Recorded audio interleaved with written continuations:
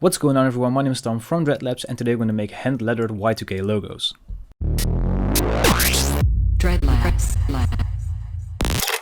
Alright, so before we start this video, I just wanted to let you know that you can get the project file from this video and all of my other tutorials if you become a patron of mine. Check the link down in the description or stick around till the end of the video to learn more. So what we're going to do today is basically see what makes a Y2K logo, use the techniques that we have from another video of mine to hand letter one on paper with a pencil, and finally scanning that in and digitalizing it into Illustrator. So if you're new to Y2K logos, I highly suggest checking out one of my most viewed videos, The Secret to Y2K Logos. In this video I go over some of the elements that make a logo a Y2K style, and basically those key points we're going to use in this video as well. First I'm going to show you how I made the sketch, and then we're going to take that into Illustrator and make this.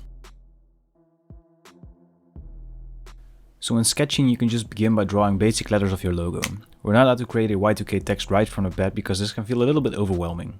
One tip before you start: if you have trouble making nice round letters, using a dotted notebook really helps. I'm using a Moleskine dotted notebook. They're pretty expensive, but it's a really nice notebook.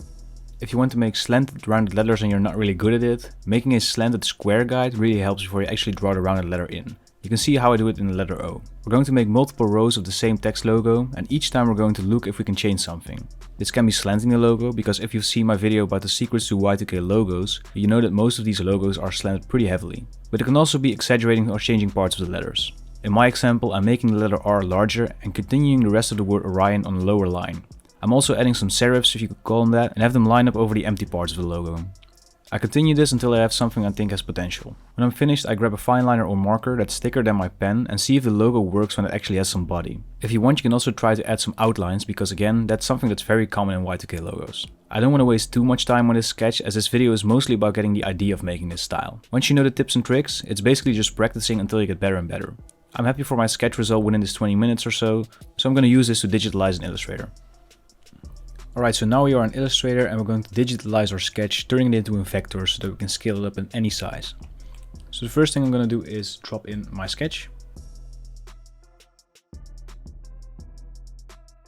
I scanned in my sketch, but if you don't have a scanner, taking a picture is fine as well. So now looking back at the sketch, one thing I'm not really happy with is this part around the N here, as well as the thickness of the lines. I think we can do it a little bit bigger. And the reason for that is that most of these Y2K logos have a little bit of a thicker body when it comes to the lines of the letters. So what we're going to do is create a grid in Illustrator. And we're going to do that by going to View, Show Grid. So essentially what we're going to do is build shapes with the rectangle and the pen tool, and we're going to have that snap to the grid of Illustrator. And we're going to do that by going to View, Snap to Grid. If you're not satisfied with the size of your grid and how many increments it has, you can go to Edit, Preferences, Guides and Grid, and you can change the subdivisions and the grid line every so and so on pixel. So let's just change this to 100 maybe, and click OK. As you can see, the guides are now a little bit larger. Let's lower the opacity of our sketch.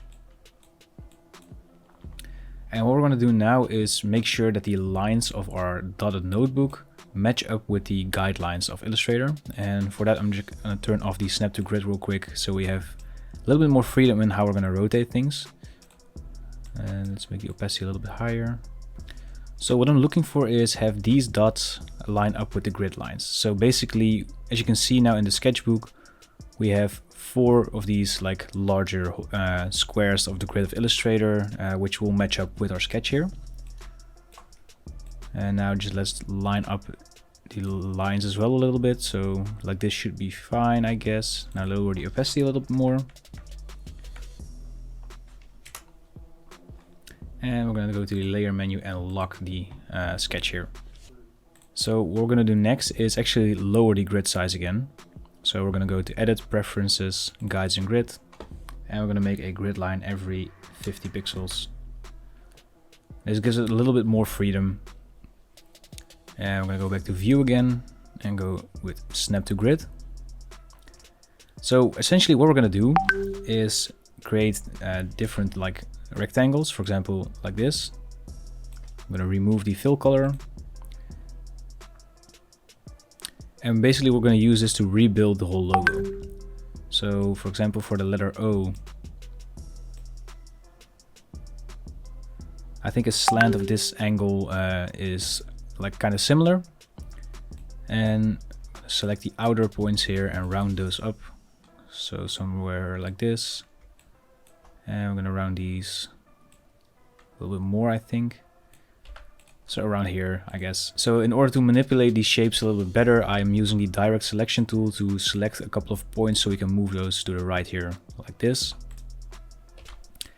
And what I'm going to do as well is go to Object, Path, Offset Path. And basically by entering a negative value in the offset path, you can determine how large your inner line should be. So for example, mine is now -9 pixels. So that means that the general width of our text will be 9 pixels, if that makes sense. Alright, so this is the first shape done. And actually what I'm going to do is redo this and make it 10 pixels. And this is just so that we can still work in increments of 10 pixels, if that makes sense. If we want to make the letter I, we can actually use 2 boxes here because that's 20 pixels and our line went in 10 pixels on each side, if that makes sense. So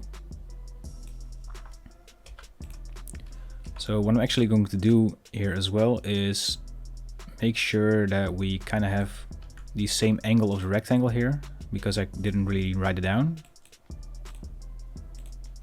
So I just brought back the original rectangle and I'm going to skew that. And let's just move that over to the right and select the 2 outer points here and move those towards here.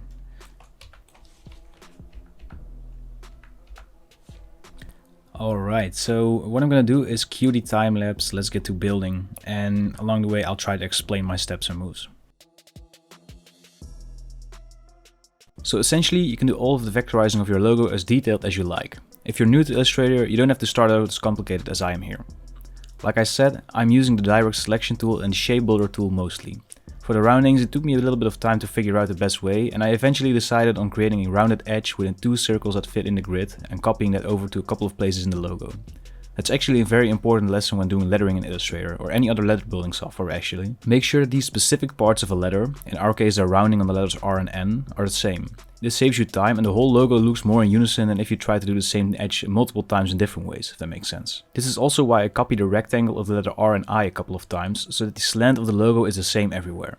You can basically use it as a guide. If you're unsure about some parts of the logo, you can press Command or Control Y to go into line view, which can give you a better insight of which line is where. Especially when using the shape builder tool, it's really nice to see if the lines actually overlap or if it just looks that way because of the thickness of the lines. Eventually, I did some of the rounding with the rounding option in Illustrator, but someone else might prefer doing it with some ellipses in shape builder tool.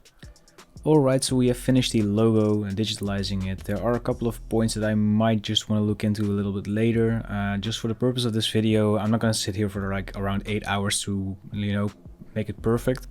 The main point of this video is to show you how to digitalize your sketches and how to start working in Y2K lettering.